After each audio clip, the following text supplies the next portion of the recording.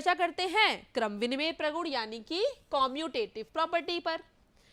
तो सारे नंबर्स पे चर्चा कर लेते हैं एक बार, प्राकृतिक में होती है कि नहीं, जैसे अभी हमने देखा। तो क्रम विनिमय में यानी अदला बदली करने पर, तो आपने देखिए दो संख्याएं ली 15 और 12। 15 में से 12 गया 3 आया, लेकिन 12 में से 15 गया तो क्या आया -3। क्या दोनों बराबर हैं? नहीं। अर्थात प्राकृतिक संख्याओं पर घटाने की संक्रिया में क्रम विनिमय नहीं होता। क्रॉस। अगला करते हैं, जो आपका नेक्स्ट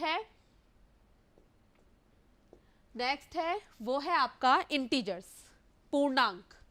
यहां मैं लिख देती हूं पूर्णांक।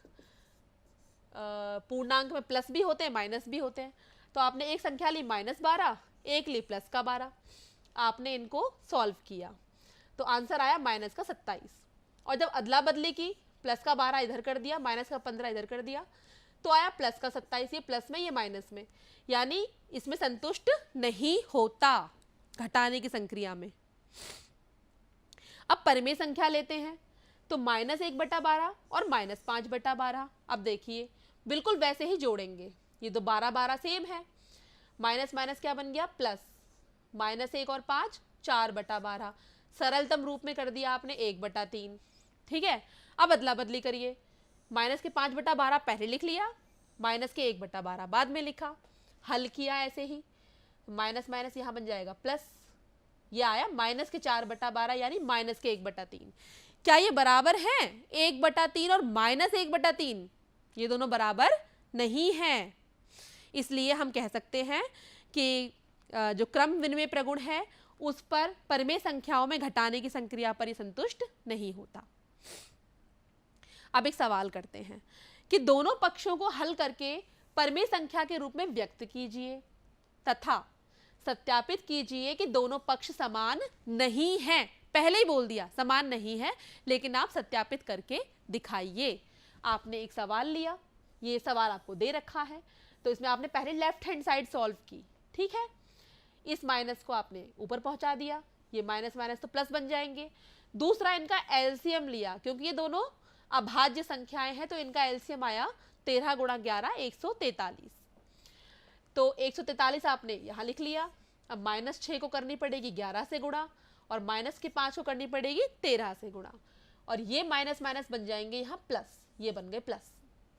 तो 11 × 66 -66 + 65 बट्टे 143, यानी माइनस के 1/43 आपका लेफ्ट हैंड साइड आ गया है।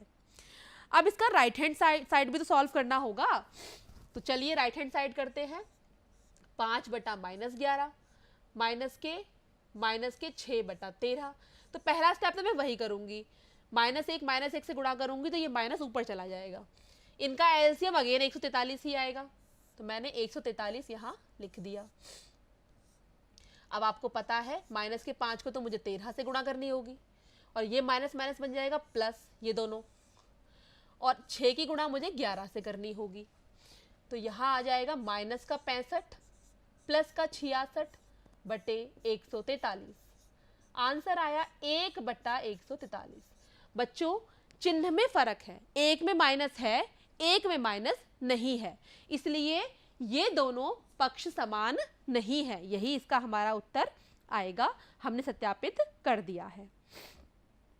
अब साहचर्य प्रगुण वही है कि योग की संक्रिया पर तो पालन होता था, तो क्या घटाने पर भी होगा, समूहीकरण करने पर?